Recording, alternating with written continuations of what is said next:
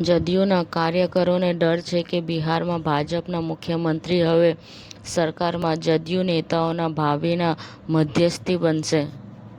અમેરિકાએ ઈરાની શાહેદ 136 ડ્રોનને અટકાવ્યું. યુએસ લશ્કરી કમાન્ડરે ખુલાસો કર્યો. ઈરાન-ઇઝરાયલ યુદ્ધની અસરને લઈને ગુજરાત સરકારે એલર્ટ. મોટોરોલા એડજ 70 ફ્યુઝન લોન્ચ કરાયો. અર્લી બર્ડ સેલ આજે બપોરે 12થી શરૂ, જેમાં વિશ્વના સૌથી 50 MP સોની LYT-710 સેન્સ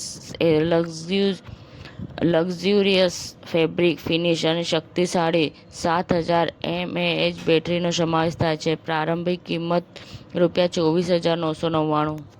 શહેરમાં T20 WC ફાઇનલ મેચની અસર. અમદાવાદ હોટલોના ભાડા 7મા આસમાને પહોંચ્યા.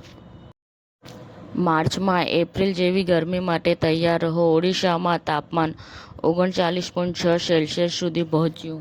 બોમ્બે હાઈકોર્ટે મુંબઈના છત્રપતિ શિવાજી મહારાજ એરપોર્ટ નજીક નમાઝ પઢવાની માંગણી ફગાવી. ભારતીય રિફાઇનરીઓને રશિયન તેલ ખરીદવા માટે 30 દિવસની કામચલાઉ મુક્તિ આપવામાં આવી. ઈરાનના સર્વોચ્ચ નેતાના ફોટા પર કુરાન શરીફની આયત લખેલ હોવા છતાં તેના પર અપમાનજનક કૃત્ય કરતો વિડીયો સોશિયલ મીડિયા પર વાયરલ. રાજ્યના વિવિધ પ્રવાસન અને યાત્રાધામોના વિકાસ માટે એક જ દિવસમાં ₹28.68 કરોડના કામોને મંજૂરી આપતા નાયબ મુખ્યમંત્રી શ્રી હર્ષ સંઘવી.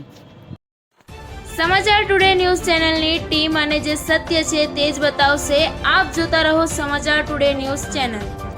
ગુજરાતની ધરતીનું ગુજરાતીઓ માટે જ, એટલે કે સમાચાર ટુડે ન્યૂઝ.